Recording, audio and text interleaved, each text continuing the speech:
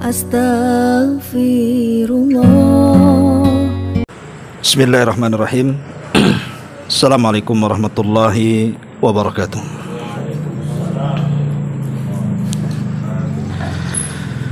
Bihamdillahi wassalatu wassalamu ala rasulillah wa ala alihi wa sahbihi wa mawalah wa la hawla wa la quwata illa billahi wa ba'du. Gak bunyi. Tes kurang dekat. Tes 1. Alhamdulillah, di malam ini kembali bisa kita duduk bertolabul ilmi di tempat yang insyaallah diberkahi Allah subhanahu wa ta'ala. Dan pembahasan di malam hari ini kita akan membahas beberapa amalan yang dilakukan oleh orang-orang jahiliyah. Tadi di Masjid Puskopkar kita sudah menyebutkan beberapa perkara dari perkara-perkara jahiliyah. Tapi karena tidak cukup waktunya, maka kita lanjutkan di sini. Ma'asyiral muslimin wal muslimat rahimani wa rahimakumullah. Kita tahu bahwa Nabi sallallahu alaihi wasallam diutus di tengah-tengah umat yang jauh daripada agama Allah subhanahu wa ta'ala. Karena orang-orang jahiliyah itu, mereka agamanya menyembah berhala. Artinya bukan seperti Nasrani yang diturunkan kitab kepada mereka, ataupun tidak seperti Yahudi yang memang ada kitabnya, Taurat dan juga Injil. Tapi orang-orang musyrik itu, agama yang mereka lakukan itu agama yang dibuat-buat oleh manusia, di mana hal-hal yang dianggap baik oleh manusia, walaupun tidak baik di hadapan Allah Azza wa Jal, itulah agama mereka. Lah Nabi SAW diutus di tengah-tengah umat yang tidak punya agama, dan justru agamanya justru di atas kesyirikan kepada Allah subhanahu wa ta'ala. Padahal sebelum Nabi SAW jauh zamannya ke atas, negeri Arab itu adalah negeri yang berada di atas tauhid. Karena bagaimanapun dakwah Nabi Allah Ibrahim alaihi salatu wassalam dan juga putranya Ismail itu meluas di bumi Arab. Tetapi setelah kemudian kekalahan suku Jurhum oleh Khuza'ah, lah di antara pemimpin Khuza'ah itu ada orang namanya Amru ibn Luhai. Itu dicatat dalam sejarah Amr ibn Luhai itu. Dialah yang merubah agama Ibrahim yang tadinya di atas tauhid menjadi agama kesyirikan, penyembah berhala. Makanya Nabi SAW pernah bersabda tentang Amr ibn Luhai ini, bahwa dia diperlihatkan oleh Allah kepada Rasul di neraka dan terburai ususnya, dan dia digulung oleh api neraka. Kemudian Nabi SAW menjelaskan alasannya, karena dialah orang yang pertama kali merubah-rubah agama Ibrahim, Amr ibn Luhai ini. Sejarahnya, Amr ibn Luhai ini dia safar ke Syam. Jadi dia safar ke Syam, dan kita tahu bahwa Syam itu kan biladul anbiya, negerinya para nabi. Kebanyakan para nabi itu diutus di Syam, ya Suriah, kemudian Palestina dan sekitarnya lah. Syam itu kan dulunya negara luas, kemudian terpecah menjadi 4 atau 5 negara. Lah ketika Amr ibn Luhai ini melakukan safar ke Syam, entah kenapa dia lewat di sebuah perkampungan penyembah berhala. Kemudian mereka memperkenalkan berhalanya satu-satu. Nih berhala ini untuk mempermudah rezeki.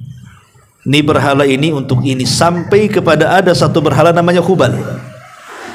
Adapun yang ini namanya Hubal, ini berhala untuk sebab turunnya hujan. Jadi kalau ingin minta hujan, minta sama berhala ini, namanya Hubal tuh.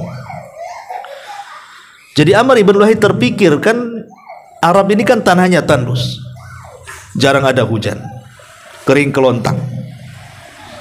Jadi terpikir kalau dia membawa berhala ini, boleh jadi nanti negeri Arab itu akan banyak hujan yang turun dan akan menyuburkan buminya. Maka mulailah dia tertarik, kemudian meminta satu berhala namanya Hubal. Lah Hubal inilah yang kemudian dibawa oleh Amr ibn Luhai dari negeri Syam menuju tanah Arab. Ketika sampai di Mekah, maka Amr ibn Luhai yang notabene adalah seorang pemimpin Khuza'ah yang menguasai Arab kala itu, ketika runtuhnya kabilah Ismail Jurhum, maka dia meletakkan Hubal itu di dalam Ka'bah. Itulah berhala pertama yang ditenggerkan di dalam Ka'bah, namanya Hubal. Siapa yang menenggerkannya? Amr ibn Luhai.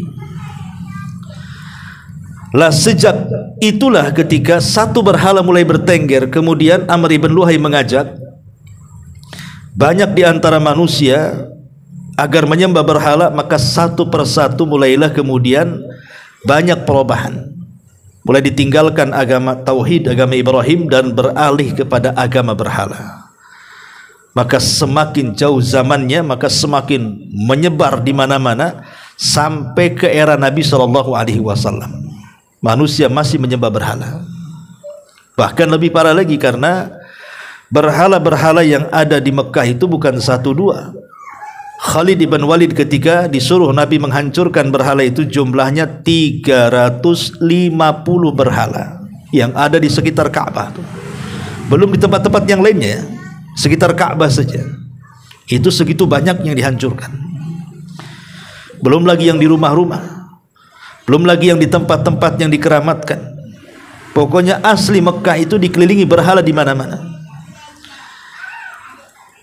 Lah karena memang agama berhala ini bukan datang dari Allah Subhanahu wa taala, maka ajarannya pun adalah ajaran semena-mena, seperti yang kuat menindas kepada yang lemah, memakan binatang, tidak hormat kepada tetangga, menyakiti orang lain, merendahkan, dan begitu seterusnya. Itu sudah biasa. Lah Nabi SAW diutus kepada umat yang seperti ini. Makanya kalau kita membaca dialognya Ja'far bin Abi Talib, Ja'far bin Abdul Muttalib dengan Abi Sufyan, dengan Amr ibn As, ketika Amr ibn As diutus oleh para pembesar Quraisy ini di masa dia belum masuk Islam untuk menjemput beberapa para sahabat yang hijrah ke Habasyah, disuruh pulang ke Mekah. Jadi Amr ibn As ini menyogok Raja Najasyi dengan harta yang banyak supaya mau memulangkan para sahabat yang hijrah. Tapi karena Najasyi ini agama Nasrani, kemudian juga orang cerdas, dia penasaran dengan rombongan para sahabat akan keyakinan mereka. Kenapa mereka sampai hijrah ke negeri dia? Mulailah terjadi dialog. Yang menarik adalah ucapan Ja'far bin Abi Talib. Dia menjelaskan sosok Nabi yang muncul di Mekah. Kata Ja'far di hadapan Raja Najasyi, dulu kami ini kaum yang berada di atas kejahilan. Kami menyembah berhala, menyekutukan Allah, memakan bangkai, tidak hormat kepada tetangga, yang kuat kemudian menindas yang lemah, macam-macam disebutkan keburukannya. Tapi setelah Allah utus kepada kami nabi, mulailah nabi itu memerintahkan kami untuk mentauhidkan Allah, untuk baik dengan tetangga, untuk tidak menindas orang lemah, untuk tidak memakan bangkai, dan begitu seterusnya. Ya. Maka Najasyi pun akhirnya kemudian ingin meminta kepada Ja'far membacakan beberapa ayat Al-Quran yang turun kepada Nabi. Lah Ja'far paham karena dia orang cerdas, ini Najasyi ini Nasrani. Tentu dia tidak bisa sembarang surat dibacakan, harus ada kait mengait dengan Nasrani. Maka dibacalah surah Maryam, yang di situ dikisahkan tentang bagaimana Maryam hamil, kemudian lahirnya Isa, dan begitu seterusnya sampai Isa diangkat jadi nabi. Tiba-tiba tidak sadar Najasyi melelehkan air matanya, padahal tidak paham bahasa Arab. Seolah-olah dia paham, kan Ethiopia beda bahasanya dengan Arab. Tapi itulah Al-Quran bisa mempengaruhi orang kafir. Ya. Ma'asyiral muslimin yang dimuliakan Allah Azza wa Jalla. Lah, di zaman jahiliyah ini banyak tradisi-tradisi, dan sangat disayangkan tradisi itu masih dilakukan oleh orang-orang yang notabene sudah mendapatkan hidayah Islam. Harusnya ketika seseorang itu sudah mendapatkan Islam, maknanya dia tidak boleh lagi mengikuti tradisi jahiliyah. Kenapa? Karena dalam Islam itu telah menghapuskan seluruh tradisi jahiliyah dan diganti dengan ajaran wahyu dari Allah Subhanahu wa taala. Tetapi dengan jauhnya zaman kita dari Nabi SAW, mulailah tradisi itu dihidupkan kembali. Ya wajar ya. Namanya Islam itu kalau masih di sumbernya tentu masih jernih. Sama dengan air itu kalau di sumbernya masih jernih. Tapi kalau air itu sudah mengalir jauh dan menjauhi sumbernya, masuk ke solokan, masuk ke parit, masuk ke sungai, ya sudah macam-macam tuh campuran-campurannya, ada sampahnya, ada kotorannya, ada macam-macamnya kan begitu. Lah begitu juga ajaran Islam. Kalau ajaran Islam ini masih di sumbernya, maka betul-betul mereka mempraktikkan Islam itu sesuai dengan yang diturunkan Allah kepada nabinya.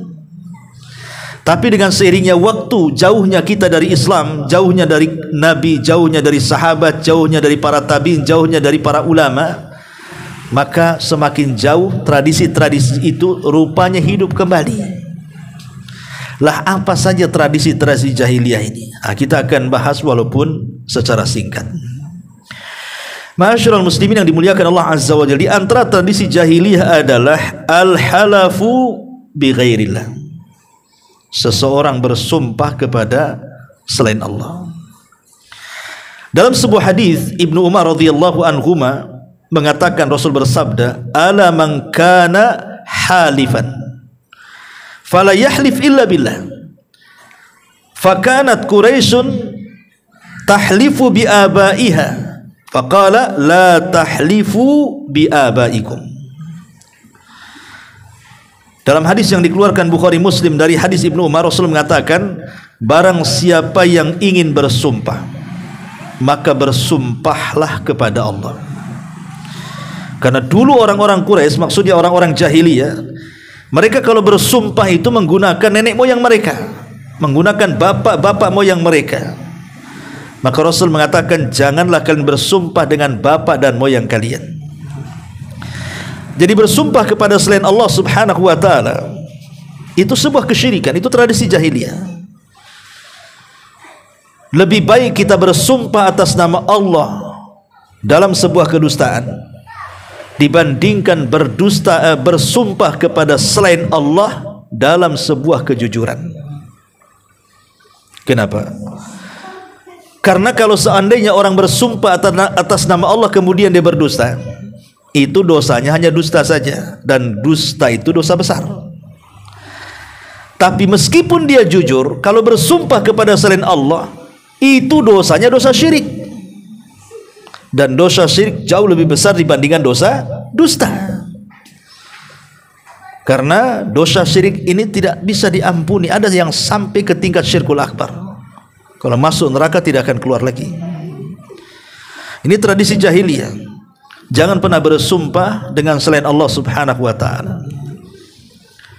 Demi langit, demi bumi, demi laut, demi gunung, dan begitu seterusnya, tidak boleh. Kemudian yang kedua, at-tabanni wantisabur rajuli ila ghairi abi. At-tabanni ini artinya menasabkan anak angkat ke bapak angkat. Antum memungut anak, mungkin masih bayi, kita rawatlah dia sampai besar. Tiba-tiba kemudian binnya atau bintinya diserahkan kepada ayah angkatnya. Nggak boleh, karena itu bukan keturunannya. Tidak boleh menasabkan sesuatu yang bukan keturunannya. Karena hal ini pernah dilakukan Nabi masalahnya, tapi ditegur oleh Allah Subhanahu wa taala. Karena ini tradisi jahiliyah. Jadi satu hari Nabi SAW itu ketika kehilangan putranya Qasim dan juga Abdullah. Tentu kehilangan anak laki-laki di zaman itu sangat menyesakkan dada, karena ada tradisi orang jahiliyah itu sangat memuliakan anak laki-laki dan merendahkan anak perempuan. Jadi kalau punya anak laki-laki itu udah wah sekali, kayak punya emas sekarung gitu ya. Tentu dengan meninggalnya Ibrahim putra Rasul menyesakkan dada Rasul. Kenapalah bisa sampai meninggal anak laki-laki itu? Lah kebetulan Ibrahim alaihissalam Khadijah radhiyallahu an, istri daripada Nabi SAW itu, diberikan hadiah oleh saudaranya seorang budak namanya Zaid. Di mana saudara Khadijah ini ketika jalan-jalan ke pasar nampak ada anak kecil lucu, imut, ganteng gitu ya. Ya. Tiba-tiba dibeli. Umurnya 10 tahun itu. Kemudian dihadiahkan kepada Khadijah, dan Khadijah menghadiahkan kepada Nabi supaya diangkat jadi anak angkat, walaupun itu budak dan dimerdekakan. Lah karena Nabi SAW akhirnya tertanam rasa sayang dan cinta kepada Zaid, maka Rasul pun menganggap Zaid sebagai anak angkatnya. Masalahnya begini, Zaid ini kan masih punya orang tua. Orang tuanya kabilahnya jauh ya. Jadi keluarganya tahu bahwa jejak Zaid itu ditemukan, karena gini ceritanya, kabilahnya si Zaid ini diserbu oleh musuh perang. Kemudian banyak yang ditawan, salah satunya apa? Zaid ini ditawan, kemudian diperjualbelikan di pasar ukat, pasar budak. Kemudian dibeli oleh kerabatnya Khadijah, kemudian diserahkan kepada Rasul dan dijadikan anak angkat. Entah dari mana kabarnya, rupanya keluarganya itu mendengar bahwa anaknya itu ditemukan ada di Mekah. Ceritanya begitu. Jadi dia pun berusaha mengumpulkan uang banyak untuk menebusnya. Setelah dikumpulkan uang banyak, maka dia mencari anak itu. Rupanya ketemu, tapi di luar dugaan bapaknya atau orang tuanya. Ketika kemudian hendak menembus anak itu, tidak mau pula ditebus anak itu, dan memilih tinggal bersama Nabi SAW. Sampai Rasul kemudian menawarkan kepada orang tuanya, tanya anakmu apakah dia mau ikut aku atau ikut kalian. Mati-matian orang tuanya mengajak pulang, bahkan siap menebus dia. Dia tidak mau, dia sudah nyaman bersama Nabi. Melihat kecintaan Zaid kepada dirinya, itulah yang menjadikan Nabi akhirnya menasabkan Zaid kepada dirinya dan berteriak di hadapan orang Quraisy, Zaid itu putraku, Zaid ibnu Muhammad. Maka sejak itulah orang-orang memanggil Zaid ibn Muhammad sallallahu alaihi wasallam, sampai ketika Allah Subhanahu wa taala menurunkan surah Al-Ahzab. Awal ayat-ayat awal-awal lah Anda bisa baca surah Al-Ahzab itu. Di situ Allah Subhanahu wa taala turunkan larangan, tidak boleh seorang bapak angkat mengangkat anak angkat dinasabkan kepada bapak angkatnya. Allah mengatakan, ma ja'alallahu adiyaakum abnaakum, tidak layak anak-anak angkat itu dinasabkan kepada bapak angkatnya. Ud'uhum liabaihim, kembalikan nasabnya kepada bapak aslinya. Wa aqsatu indallah, itu lebih adil di hadapan Allah. Maka sejak itu Rasul mengubah nama Zaid ibn Muhammad menjadi Zaid ibnul Harithah, karena ayahnya namanya Harithah, dibalikkan nasabnya. Maka kalau hari ini ada orang yang mengangkat anak angkat kemudian dibinkan kepada bapak angkatnya, maka ini bagian daripada tradisi jahiliyah, dan itu kan banyak di masyarakat. Ya, banyak sekali. Saya sampai menyaksikan ada satu pernikahan itu. Kebetulan ada suami istri tidak punya anak sama sekali. Akhirnya mengangkat anak angkat laki-laki sampai dia dewasa, sampai menikah. Jadi bapaknya itu, bapak angkatnya cinta, senang dengan anaknya. Maka nggak punya anak. Itulah anak angkat satu-satunya yang dari bayi dia rawat sampai dia dewasa. Ya. Tiba-tiba ketika menikah, dapat jodohnya. Ketika di acara sedang akad pernikahan itu kan biasanya wali, karena diserahkan ke wali hakim, dia akan menyebutkan binnya kan. Ya. Pamannya, saya nikahkan engkau Fulan bin Fulan, kan itu ya, dengan pasangannya Fulanah binti Fulanah, mesti disebutkan dalam akad nikah itu. Lah kebetulan sebelum terjadi akad itu, prosesnya kan ke KUA dulu tuh. Jadi dijelaskan, karena pakuannya itu juga paham tentang fikih. Ya, dia mengeluh bahwa dia sebenarnya bukan anaknya, tapi di sini ditulis binnya bin bapak angkatnya. Jadi sama Pak Kuanya dijelaskan hukumnya pelan-pelan, ya baguslah, ahli fikih juga, paham fikih. Jadi anak ini berusaha untuk membujuk ayahnya.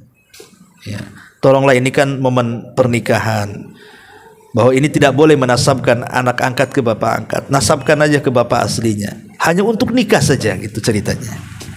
Wow, ngamuk bapaknya, sampai ketika nikah dia nggak mau hadir. Karena merasa direbut gitu ya. Kenapa tidak binkan ke saya gitu. Namanya orang awam kan itu ya. Ini sampai terjadi, kawan. Gak terima dia, sampai tidak mau menyaksikan anaknya menikah. Sampai seperti itu. Padahal itulah ketika orang jauh dari Islam, dia tidak paham aturan-aturan dalam Islam jadinya kan. Ini yang kedua, at-tabanni. Yang ketiga,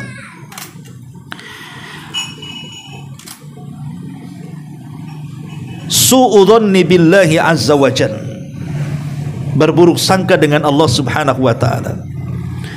Sawa'un fi ma yata'allaku bin nasri wal hifdi wal rizki, au fi ma yata'allaq bi wa'dihi wa wa'idihi wa sawabihi wa iqabihi wa nahwi dhalik. Di antara tradisi jahiliyah adalah mereka suka su'udhan, berburuk sangka dengan Allah, baik berkaitan dengan pertolongan, penjagaan, rizki, ataupun berkaitan dengan janji, ancaman, pahala, balasan, dan yang lain sebagainya. Jadi orang-orang musyrik Arab itu, mereka tidak yakin adanya janji dari Allah dan ancaman dari Allah itu. Mereka tidak beriman dengan adanya neraka dan surga. Mereka tidak beriman adanya kebangkitan, adanya hisab, adanya mizan, adanya macam-macam, itu mereka tidak yakin. Bahkan tidak yakin juga dengan Allah, bahwa Allah yang kasih rizki, Allah yang kasih penjagaan bagi dia, Allah yang kasih nikmat bagi dia. Mereka tidak yakin, dan mereka selalu bersuudzon dengan Allah, berburuk sangka dengan Allah subhanahu wa ta'ala. Lah kalau ada hari ini yang berburuk sangka dengan Allah dalam kehidupan, ketahuilah berarti dia masih menyimpan sifat dan watak jahiliyah. Seperti ada orang yang Allah mungkin uji dia, usaha selalu jatuh, nanti buka usaha lagi, jatuh lagi, usaha lagi, jatuh lagi. Mulai dia berburuk sangka tuh kepada Allah. Apa Allah menghina saya? Apa Allah subhanahu wa ta'ala tidak sayang dengan saya? Semacam dia mulai itu pikirannya kemana-mana tuh.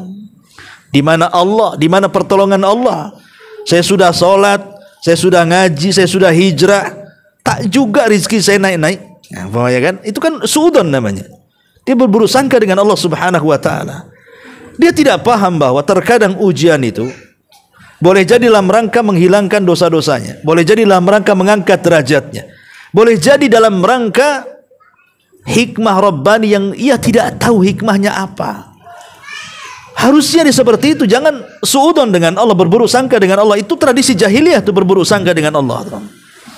Maka ini juga diantara, dan itu disebutkan dalam surah Al-Imran ayat 154, yadhunnuna billahi ghairal haq dhannal jahiliyah.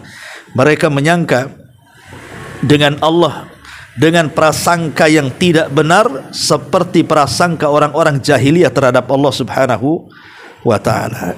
Ya. Lah, seperti hari ini umpamanya kita lihat orang-orang awam tuh. Alhamdulillah lah kalau kita sudah hijrah itu, insyaallah lah masih takut kalau seandainya kita tidak melaksanakan sholat 5 waktu, kayaknya beban kali. Aduh, tadi saya belum asar nih, gimana caranya ini sore waktu. Ada khawatir kalau kita nggak sholat itu. Ya. Kalau kita ketinggalan subuh itu nyesal, kenapa tadi saya tidur kok. Ada perasaan itu kalau dia meninggalkan ibadah itu, menyesal ada. Karena dia yakin bahwa di sana ada pahala, ada dosa. Orang yang mengerjakan sholat dapat pahala, orang meninggalkan bisa dosa dan masuk neraka. Tapi di masyarakat umumnya kita lihat tenang-tenang saja kayaknya, tenang-tenang saja kan bahasanya. Nggak sholat biasa aja. Kan coba tuh lihat di masyarakat yang nggak sholat itu, kepikiran sorga nggak mereka itu? Nggak kepikiran. Kepikiran neraka nggak kepikiran, kalau neraka itu panas. Biasa aja mereka meninggalkan sholat tuh, kayak nggak punya dosa, nggak punya beban gitu. Kayak hidup itu ya seperti itu, kayak binatang, makan, minum, berak, tidur, syahwat gitu saja. Ya. Lah hakikatnya dia telah berburuk sangka dengan Allah sebenarnya. Tapi kalau ditanya agamanya, pasti dia jawab Islam. Agamamu apa? Muslim lah Pak, katanya. Tengok KTP-nya, nggak percaya aku Islam katanya. Kalau kau Islam ya sholat lah kan begitu ya, puasa Ramadan, kau hadir di majelis taklim, belajar yang benar kan gitu ya, berpakaian yang benar, bertutur kata yang benar, bergaul dengan yang benar, dan begitu seterusnya. Lah inilah jauhnya mereka dari ilmu, akhirnya masuk kepada watak-watak jahiliyah, berburuk sangka dengan Allah Subhanahu wa taala. Ini yang ketiga. Yang keempat, tabarrujun nisa wa sufuruhun. Ini bagi wanita ya. Tabarruj, berdandan ala-ala jahiliyah, dan safar tanpa mahram. Ya. Allah Subhanahu wa taala mengatakan dalam surah Al-Ahzab 33, wala tabarrujna tabarrujal jahiliyatil ula. Janganlah kalian berdandan seperti dandanan orang-orang jahiliyah yang pertama. Ada sebagian ahli tafsir mengatakan, seperti apa sih dandanan wanita jahiliyah itu sampai-sampai Allah mengatakan jangan berdandan seperti mereka. Jadi wanita jahiliyah ini kalau mereka berdandan, mereka menggunakan pakaian ya menutup dari kaki sampai leher. Ya. Lehernya tampak. Ya. Kemudian kalaupun mereka menutup kepala, maka rambut depannya itu nampak. Dan selalu menggunakan gelang kaki yang ada suaranya, yang ada kerenceng-kerencengnya kayak apa itu, untuk sapi itu. Nah, itu biasanya ditaruh di kaki perempuan tuh. Jadi kalau jalan tuh bunyi dia. Ya. Ya sebenarnya sih ibu-ibu boleh menggunakan gelang kaki, boleh Bu ya. Tapi jangan yang ada suaranya. Ya. Yang dilarang itu yang ada suaranya, jangan ada suaranya. Karena yang ada suaranya itu nanti membuat fitnah. Itu ada apa suara di bawah kaki itu? Ya. Jadi pakai saja, tapi jangan ada suara. Dan kalaupun dipakai di kaki pun ya nggak nampak juga kan gitu ya. Kan pakaian perempuan kan merambai sampai ke tanah kan itu. Nggak nampak, kecuali mungkin di rumahnya ialah untuk gaya-gayaan depan suaminya. Ya enggak apa-apa, kalau nggak punya ya pakai karet gelang juga bisa kan itu, yang warna kuning ya, biar mirip-mirip kayak gitu ya.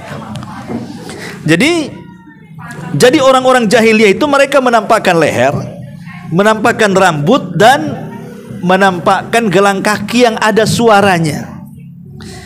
Itulah dandanan jahiliyah ya. Sebenarnya kalau kita praktekkan hari ini dengan dandanan sekarang, rupanya dandanan jahiliyah masih lebih sopan kan? Karena apa? Badan tertutup, cuman leher tampak, ini tertutup, kepala depan tampak kan itu. Sama ini. Itu kalau zaman sekarang itu dandanan kayak gitu tuh masih sopan tuh, dibandingkan dandanan wanita di zaman sekarang. Yang bisa buka-bukaan semuanya loh. Pakai celana dalam saja pun ada. Naudzubillah kan. Robek-robek di sana sini kayak kurang bahan. Ya. Nah, aneh, Allah mengatakan jangan berdandan seperti dandanan jahiliyah. Tapi sekarang lebih parah dibandingkan orang jahiliyah gitu loh dandanannya. Masya Allah ya. Itulah kadang-kadang orang jauh dari hidayah seperti itu. Makanya ketika Allah Subhanahu wa taala menceritakan tentang kisah Nabi Adam dan Siti Hawa di sorga, di situ Allah membuat aturan kepada Adam dan Hawa, silahkan makan sesukamu, minum sesukamu, berpakaian sesukamu, nikmati semua nikmat yang ada di sorgamu. Itu untukmu, halal semuanya. Kenikmatan yang tidak bisa dilihat mata, didengar telinga, terlintas pun tidak bisa. Saking indah dan nikmatnya sorga itu. Dan itu semua diberikan kepada Adam dan Hawa. Cuman ada satu aturan, jangan dekat satu pohon ini saja. Ribuan pohon di sorga banyak, buah-buahan di sorga banyak, tapi khusus satu pohon dan buah-buahannya jangan kau dekat, apalagi memakannya.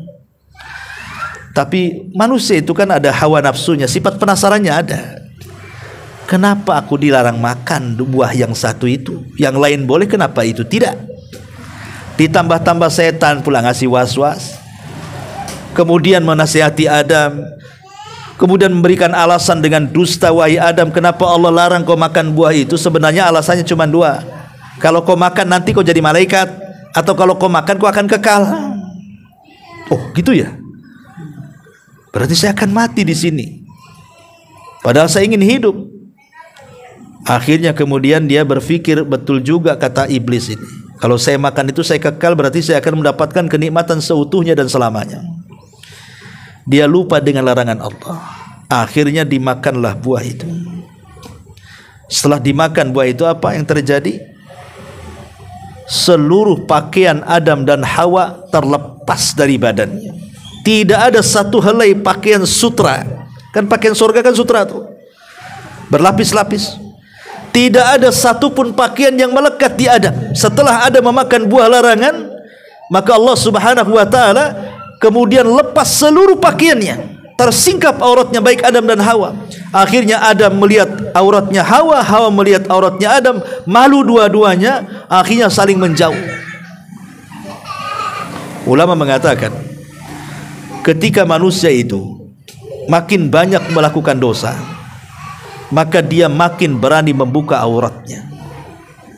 Ketika manusia makin banyak melakukan dosa, maka dia semakin berani membuka auratnya.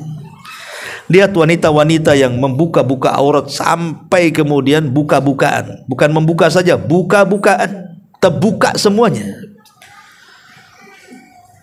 Lah kenapa kemudian ada wanita yang tidak punya rasa malu sampai membuka aurat dari kepala sampai kaki? Itu karena dalam kehidupannya selalu melakukan dosa. Kalau dia dalam kehidupannya jauh daripada dosa, mendekat kepada Allah, taat dan taqarrub kepada Allah, yakin pasti dia akan menutup auratnya.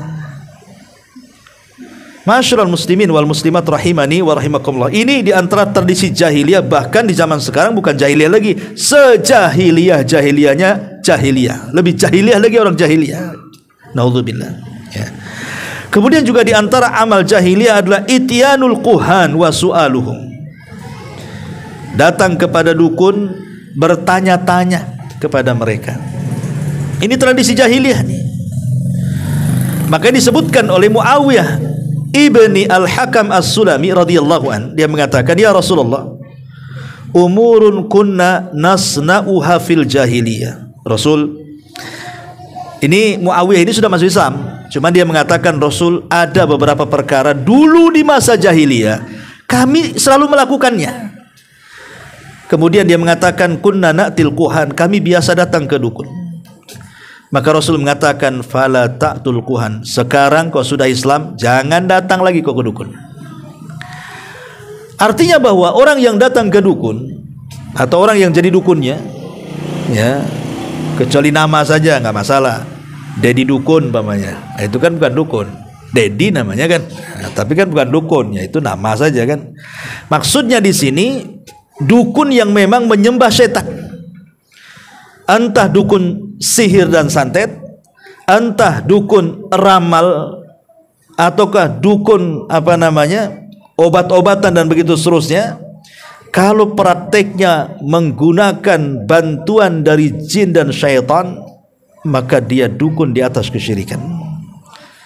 Tapi kalau tidak, yang ma'ruf di masyarakat ada dukun bayi gitu ya, dukun urut.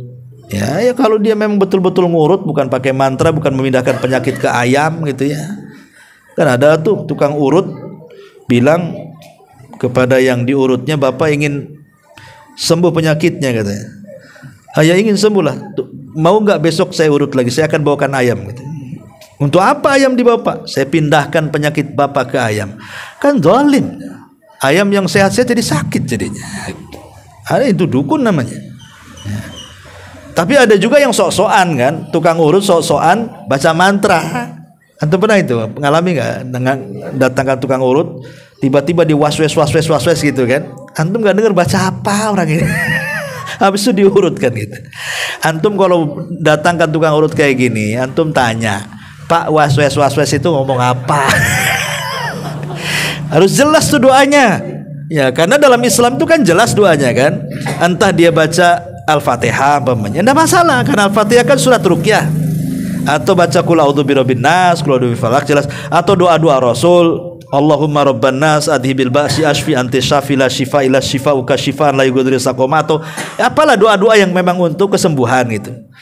Loh, kalau was-was enggak jelas itu kan ini perlu dicurigai, patut dicurigai, itu ngomong apa? Ya. Takutnya itu dukun asli, ya kan? Kalau dukun palsu sok-sokan saja ya sudahlah. Yang penting urutannya jitu bagus, enak di badan, ya udahlah, nggak usah pedulikan kan? Ya. Tapi kalau itu dukun asli itu kan bahaya, karena jangan-jangan pula dia was-was itu mengundang jinnya supaya jin tukang urut masuk ke dia, yang antum diurut jin itu. Ya, naudzubillah. Ya. Intinya bahwa datang ke dukun, bertanya ke dukun, membenarkan dukun, itu semua tradisi dari tradisi jahiliyah. Jangan percaya dukun. Dukun itu pendusta. Tidak ada yang benar dukun itu. Ya. Percayalah kepada Allah Subhanahu wa taala. Kemudian yang selanjutnya juga wa'dul banati khasyatal 'ari wal faqri. Membunuh bayi. Orang-orang jahiliyah itu disebutkan dalam Quran loh. Seperti Allah Subhanahu wa taala mengatakan dalam surah Al-An'am ataupun surah At-Takwir ayat 9. Allah mengatakan wal mau'udatu su'ilat bi ayyi dzambin qutilat. Dan bayi-bayi yang dibunuh hidup-hidup dengan cara mengubur hidup-hidup, bayi-bayi wanita, nanti pada hari kiamat mereka akan datang menghadap Allah dan mengatakan bi ayyi dzambin qutilat, dosa apa kau bunuh aku? Saya pikir yang jahat, yang sadis itu hanya di zaman jahiliyah saja. Kalau punya anak perempuan, langsung kemudian bapaknya mengambil anak itu, kemudian dibawa ke bukit dan sudah disiapkan kuburannya, kemudian diletakkan. Sebenarnya mereka tidak tega. Sebutkan dalam riwayat itu ada tidak tega untuk menguburkan anaknya itu. Tapi demi kehidupan dia ke depan, bagaimana menanggung rasa malu dan begitu seterusnya, sampai mereka tega mengubur. Namanya orang tua, darah daging dia pasti gak tega, namanya manusiawi kan. Tapi karena berpikir egois diri sendiri, malu dengan orang, akhirnya mereka mengubur hidup-hidup tuh. Saya pikir orang sadis itu ada di zaman jahiliyah saja, tapi di zaman sekarang jauh lebih sadis lagi. Coba bayi-bayi yang antum lihat di berita itu, kadang-kadang ditaruh di kardus, taruh pula di tong sampah, kadang dibuang di solokan, kadang melahirkan di toilet karena itu anak haram pamannya kan, ditaruh bayinya di situ, ibunya hilang pergi. Masih mendingan lah kalau memang dia tidak sanggup, cari orang kaya, taruh di depan pintunya kan gitu ya, diketuk gitu ya, daripada kemudian dibuang. Iya kalau ada yang nolong, kalau tidak, dan itu kebanyakan tidak tertolong kemudian mati. Ada yang dibuang ke sungai, ke lautan. Oh masya Allah, na'udzubillah. Perhatikan tradisi jahiliyah ini yang sadis membunuh bayi ini terulang hari ini, terulang-ulang. Bahkan kejadiannya itu bukan satu dua tempat kan, di mana-mana tempat, dan sudah ratusan bayi yang sudah mati gara-gara dibuang sembarangan. Ingat orang-orang tua yang membuang bayinya itu, nanti bayi ini akan datang menghadap Allah tanpa kepala. Di mana kepalanya? Kepalanya dipegang tangan kanannya. Tangan kirinya menyeret orang tuanya. Kemudian datang kepada Allah bayi ini. Kemudian mengatakan, ya Rabb, sal hadza lima qatalani. Ya Rabb, tanya orang tuaku kenapa dia sampai tega membunuh aku, katanya. Mau jawab apa coba? Ya. Lah ini kan tradisi-tradisi jahiliyah ini, naudzubillah, yang mengubur anak-anak, ya kan. Ya. Kemudian juga al-asabiyah, fanatik dengan kesukuan, merasa orang Padang kan gitu ya. Dia tidak suka dengan Jawa. Merasa orang Jawa tidak suka dengan orang Sumatera. Merasa orang Sumatera tidak suka dengan orang Kalimantan. Merasa orang Kalimantan tidak suka dengan orang Flores. Kenapa tidak suka? Ada apa tidak suka? Bukankah mereka semua sama-sama manusia, terlahir dari satu Nabi Adam alaihi salam? Tidak ada keistimewaan. Anda mau kulit hitam, kulit merah, kulit putih, mau belang sekalipun, tidak ada bedanya. Lalu kenapa asabiyah? Asabiyah itu fanatik dengan kelompok, dengan suku. Kadang-kadang menyinggung suku-suku orang tuh. Dasar Flores kau, katanya. Floresnya yang ditanya. Dasar Padang kau, katanya. Padang yang disebut, coba bayangkan. Dia menghina daerah itu namanya kan. Ya. Apa semua orang Padang seperti dia? Atau semua orang Jawa dasar Jawa? Apa semua orang Jawa kayak dia? Dasar Sunda? Apa orang semua Sunda? Kan itu kan oknum, ikhwan. Kenapa mesti daerah yang dicela? Kadang-kadang ada orang berbangga, itulah kita ini orang Melayu, katanya. Melayu pula, yang lain mau direndahkan dia. Semua sama dalam Islam itu. Tidak perlu kemudian kita fanatik kesukuan, karena suku itu tidak akan menolong kita dari azab Allah Subhanahu wa taala. Ya. Ini tradisi jahiliyah, karena orang-orang jahiliyah itu mereka fanatik asabiyah. Kalau dihina saja kabilah dia, maka akan bangkit dan akan menyerang kabilah yang menghinanya. Dan yang terakhir, karena waktu juga, dan ini tentu yang paling bahaya ya dari seluruh tradisi jahiliyah, adalah ibadatul asnam, menyembah berhala. Karena ini sudah tingkatnya kesyirikan. Ya, ya mungkin di zaman itu berhalanya ya Hubal, Lata, Uzza, Manat, Saib, Nailah, macam-macam ya kan berhalanya. Mungkin dulu itu yang disembah jelas-jelas berhala, entah terbuat dari kayu, entah terbuat dari batu, entah terbuat dari cadas atau dari apa-apa kan itu. Tapi kan berhala sekarang bukan itu. Berhala sekarang ini bentuknya koin, bentuknya lembaran gambar pedang, bentuknya uang ya merah-merah kan itu ya. Nah, itulah berhalanya itu. Kok bisa itu jadi berhala? Rasul yang mengatakan ta'isa abdud dinar wa ta'isa abdu dirham. Celaka hamba-hamba dinar dan celaka hamba-hamba dirham, dinar dan dirham. Nah, Indonesia rupiah lah kan begitu. Celaka hamba rupiah. Lihat, gara-gara orang itu urusan dunia, urusan mengejar uang itu, yang namanya uang itu, dia rela loh meninggalkan sholat. Bahkan tidak mau sholat hanya gara-gara mengejar uang. Coba, dia tidak puasa, dia tidak ngaji, dia tidak pernah dekat dengan Allah. Dunia dan dunianya saja, seolah-olah itu Tuhannya, itu yang dikejarnya, itu yang dipikirkannya dari mulai bangun sampai mimpinya juga itu, bangun tidur juga itu yang dipikirkan. Ini kan bahaya. Ya mungkin kalau ta'isa abdud dinar dan dirham ini biasanya laki-laki lah, hamba uang ini laki-laki. Kalau perempuan ini ya ada juga hamba uang, tapi lebih ke lanjutan hadisnya, wa ta'isa abdul khamisati wal khamilah, celakalah hamba-hamba busana dan pakaian. Jadi berhalanya akhwat ini tas, ya kan, baju, celana, sepatu, gelang, itu berhalanya tuh. Itu berhalanya para wanita itu. Dia lebih memilih model dibandingkan ketaatan kepada Allah. Makanya bahaya ini, berhalanya sudah berganti. Sekarang ada lagi berhala yang lebih parah. Ini mencakup laki-laki dan perempuan. Apa itu? Handphone. Itu berhalanya ini. Coba bayangkan loh. Orang mau ke masjid nih, dari rumah nih sudah azan, keluar dari ke masjid, di pertengahan jalan tuh dia mikir handphone ketinggalan, mau ngelanjut ke masjid atau ngambil handphone dulu. Coba bayangkan, Padahal masjid sudah dekat, rumah masih jauh tuh, karena udah jauh. Rela-rela dia pulang lari ngambil handphone. La ilaha illallah coba. Kok bisa seperti itu? Lah makanya makin canggih berhalanya. Kalau dulu orang mau nyihir orang, pamannya nih, saya mau membuat orang itu cerai. Betul-betul datang ke dukun. Nanti dukunnya minta fotonya. Nanti sibuk kita nyuri foto orang yang kita akan sihir. Rupanya mau disihir anaknya, kena foto neneknya. Karena foto zaman dulu kan hitam putih, agak buram-buram kan gitu. Mau nyihir anaknya, kena pula neneknya yang sekarat. Itu zaman dulu kan. Zaman dulu itu kalau ngerusak rumah tangga orang datang ke dukun. Sekarang dukunnya ada di handphone. Telepon saja bu, goda tuh suami orang tuh, bentar bertengkar dengan istrinya tuh. SMS saja sayang-sayangan tuh dengan suami orang, nanti terbaca sama istrinya, apa enggak perang dunia kedua tuh. Langsung cerai, ada yang langsung cerai kan. Hebatnya handphone ngalahi ilmu dukun tuh. Ini dukunnya ada di handphone sekarang, nggak perlu disihir lagi, WA saja. Nah ini makanya ini termasuk berhala-berhala yang harus kita waspadai.